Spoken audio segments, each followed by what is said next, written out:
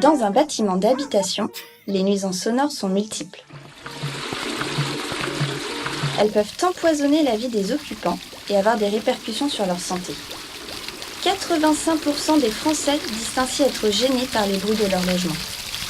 La performance acoustique dans la construction devient presque aussi importante que la performance énergétique et obéit à une réglementation de plus en plus stricte.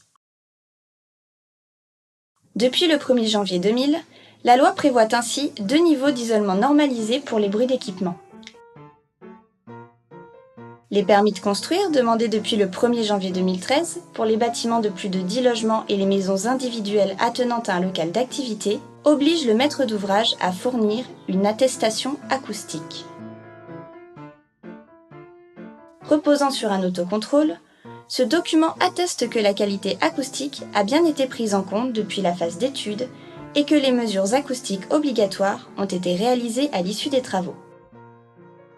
Lorsque l'attestation révèle un doute sur le respect de la réglementation, les services de l'État peuvent exiger une mise en conformité, d'où l'importance d'intégrer cette question de la performance sonore dès la phase de conception et d'étude.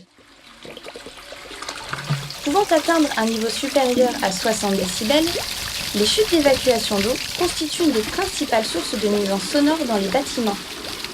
Les derniers développements de Nicole, avec des solutions telles que chute unique et son fameux coude acoustique, garantissent sur cette question le respect de la réglementation.